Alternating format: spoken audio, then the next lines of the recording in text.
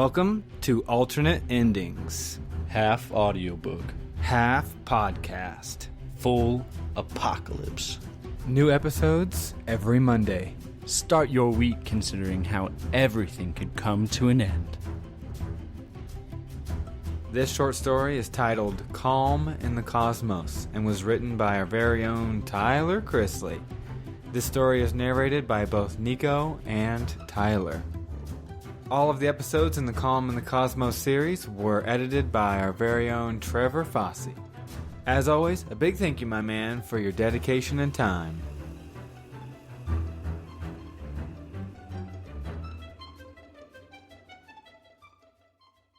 The past few days have been sort of a whirlwind, and from what I've been able to gather from the few people who actually sit and talk to me, I'm not alone.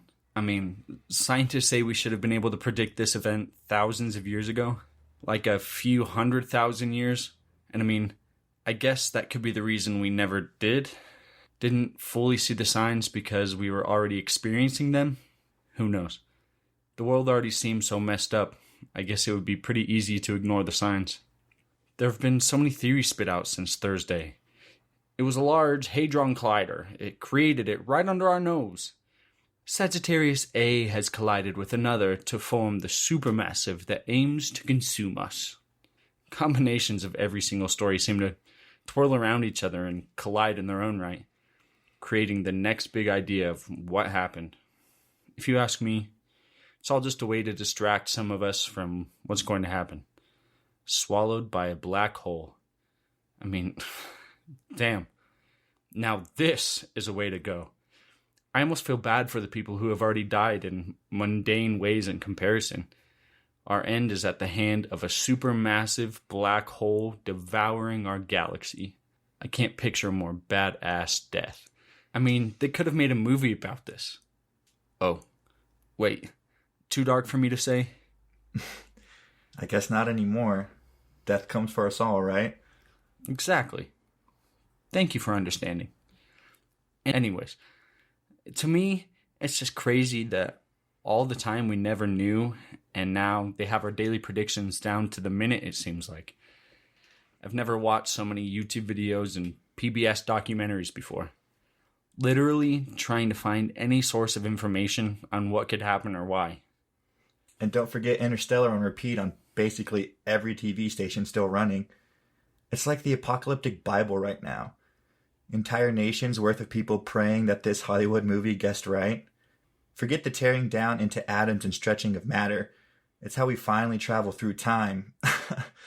Sorry, I don't mean to laugh. I mean, it's a fantastic movie. I just think the sudden cult-like following is funny. No, don't apologize.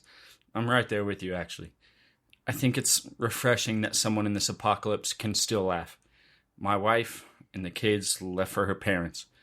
She thought I was being too calm and wanted me to join the hysterics of prayer and interstellar marathons.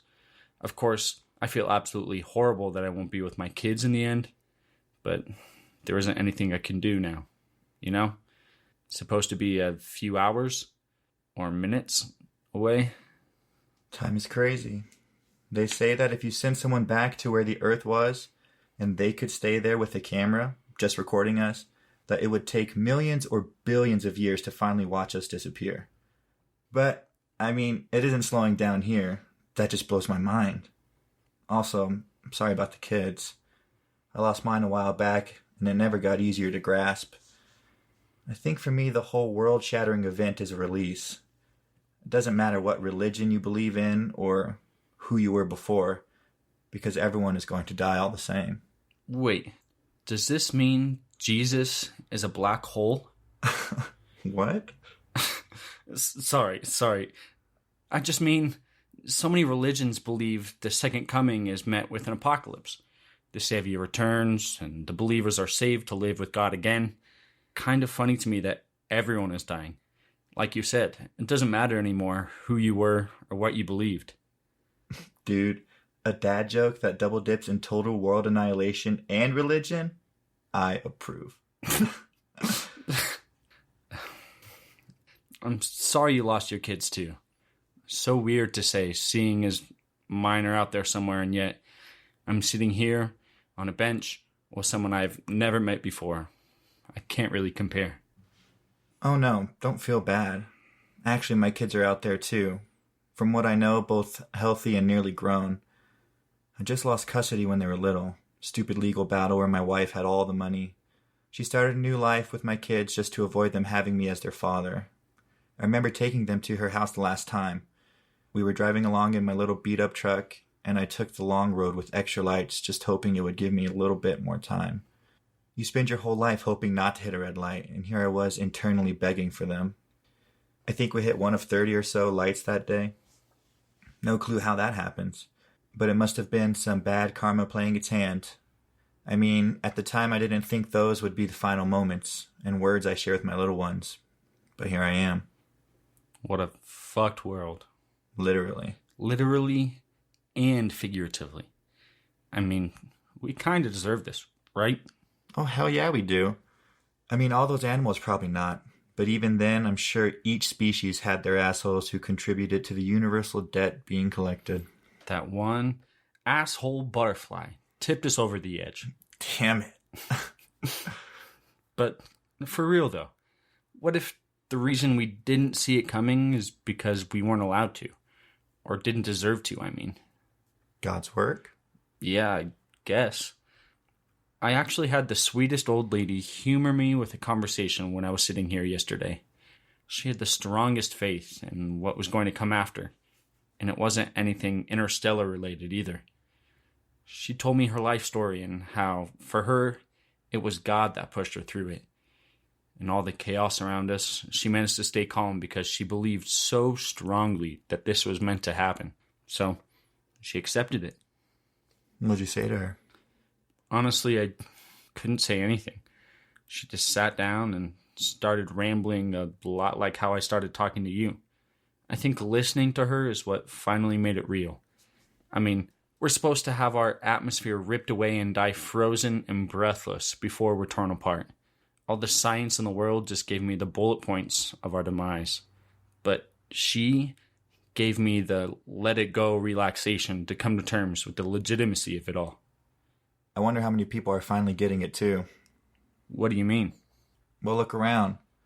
The park is mega quiet today. The city seems quiet. People seem to have found wherever they want to go comfortably. Yesterday, people were still looting and wreaking havoc. Obviously, the numbers dwindled after each day passed, but it's crazy what one day can do for a person's sense of impending doom.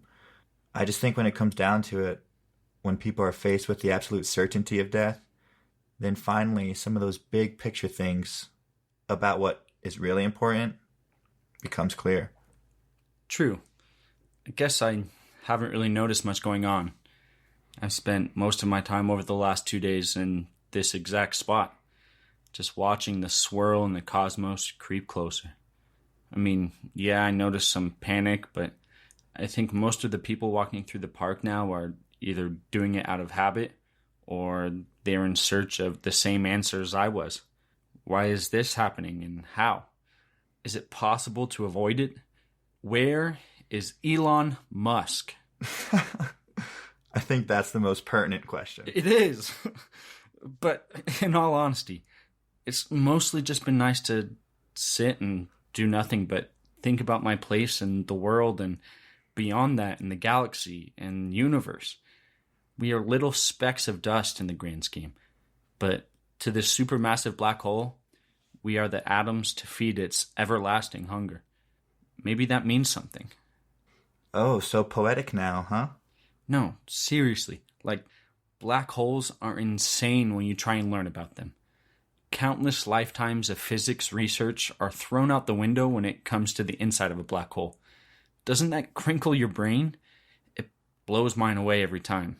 And yet, here I am staring into the heart of one without any shred of an idea of what is going to happen when our lifeless bodies go into it, and I'm calm. Because we are feeding the coolest singular thing in existence. Such high praise. I'm sure it's flattered. Good. It better be. All joking aside, this whole conversation has helped me immensely. I've been joking about it too, but I am terrified. or am slightly less so now. I guess I just didn't give myself the time to really process the gravity of it. Dude. I had to. But for real, I don't think that I've really looked up and just watched it since you said that's what you've been doing out here the last few days. And truly, it is beautiful. Like all the pictures you see from distant galaxies and wish that you could see up close. Obviously, this comes from a path of destruction, but you can't help but admire it too. Thank you. For real. Thank you. Hey, I'm just glad I have another friend to sit with. I was starting to worry that my last moments would be completely alone. I was trying to convince myself that it was a good thing. The lone cynic sits in a park and watches the space tornado run its course. But it's been nice to have you here. Space tornado? I like that. I mean, it doesn't fully work, but it paints the picture, right? Oh, entirely. I approve. I wasn't sure what I was going to do today. I tried to call my ex earlier, but she didn't answer, so I just started on a walk with no purpose. I'm glad I ended up sitting next to you, too. Don't really know why I did, though. If it was any other day, even if it was yesterday, I probably wouldn't have sat down, much less listened to you ramble on. No offense, but there was something about it. It's probably just the calmness you were talking about. It seemed like you had it figured out, and if I had stopped, then you would help me do the same. Well, man, I hope I'm succeeding so far. Definitely. Been a couple times while talking to you that I've forgotten what's about to happen. It's nice. I mean, everyone's in the same boat, so why not go down together? The captains of our own lives in this planetary vessel. I wish I had a beer or something because I'd cheers you. A lot of my coworkers have just been drinking the past couple of days, and it kind of put me off. One last cold one would be real nice, though. Oh well. Well, cheers anyway. Seeing so many different people try and cope with this has been interesting, you know? Just in our conversation right now, we've either seen or known people who have been at multiple extremes. I mean, there was a mass suicide that happened when the news first broke, and that was an apocalypse of its own. I considered it this morning when my wife ignored my call, but figured it's going to happen today regardless, so I might as well stick out my last hours. Find whatever peace I needed to accept it. And I'm ready. Nearly to the point of anticipation. Is that weird? Oh no. I'm anxious as hell. All the scientists had it timed out for what planet and what star would be devoured next, and yet their predictions get all screwy the closer it gets to us. I mean, our solar system is next for sure, but like I said before, it could be seconds, minutes, hours. It's getting to the point where any word could be our last. I know last words mean nothing when no one is going to survive to remember them, but I've always lived my life in a way that I thought they might. Why else would I have had multiple kids? I'm right there with you. Some of the greatest minds to live on this planet have had their final words kept for thousands of years. An easy one that comes to mind is from Nostradamus. Tomorrow I shall no longer be here. What a way to go out and be remembered. You know, they say he was having visions about the end of the world during his last day. Maybe this is what he saw. Whatever is left of his space dust on Earth will certainly no longer be here after this. It's both terrifying and somehow relieving that no one has to worry anymore. People have lived their entire lives trying to achieve greatness or notoriety, and yet we sit in a moment of time where it all means absolutely nothing. And for that matter, will never mean anything again. The big shot bankers and the homeless will all go out the same. That may be the most comforting thing to me. I've had my ups and downs in life, financially and otherwise, and yet we are finally at a point where the dollar is worth zero. Money doesn't mean shit. Finally, I can take a breath and not worry about that next paycheck. I'm worth the same as everyone else, and it's not because I have loads of cash. It's because I'm a human being, and we're all in this together. No matter how cheesy those cliche words are, it's the truth. I like that. It's a brief moment where the world is finally connected. Who would have thought that world peace would ever be achieved? I mean, too bad it's only for a few hours, but I'd say that's a win for humanity. Damn, it's getting cold. They said it would, but I didn't think we would still be alive long enough for it to matter. Mind if I Scoot over? No, please do. I was actually just thinking the same thing. This view is worth the cold. Plus, I live too far to grab another jacket or blanket. Did you grow up here? In New York? Nah, not here. I'm from the West Coast. A little town in Oregon where you could see all the stars the sky had to offer. I think that's why I chose this spot.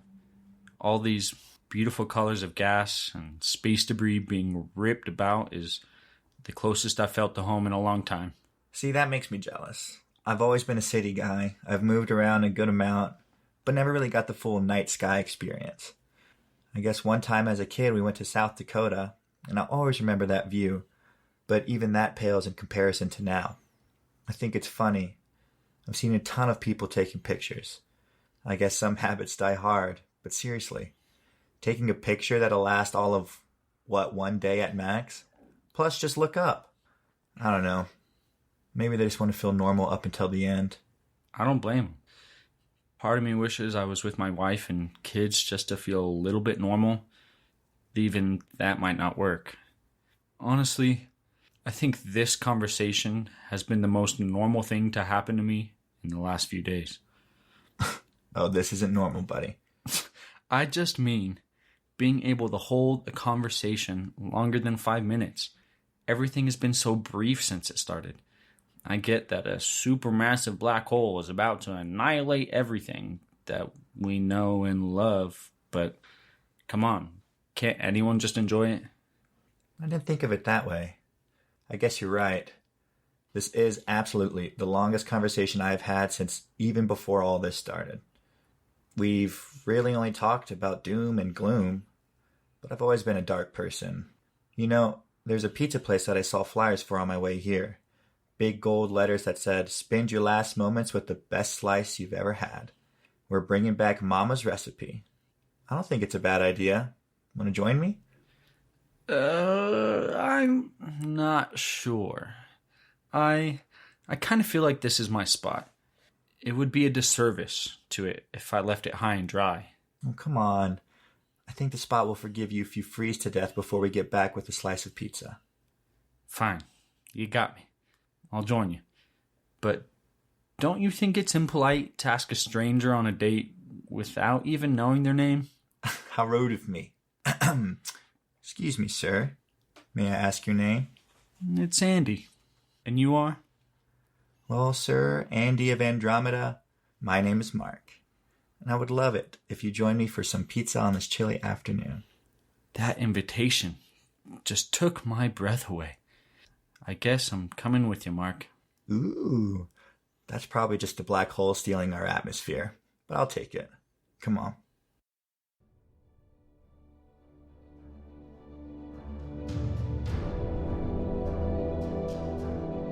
Thanks all for listening. Check out the next episode where we discuss and review this story. We hope to see you there, as long as the world doesn't end before then. We would like to thank Kevin MacLeod for his music found on incompetech.com.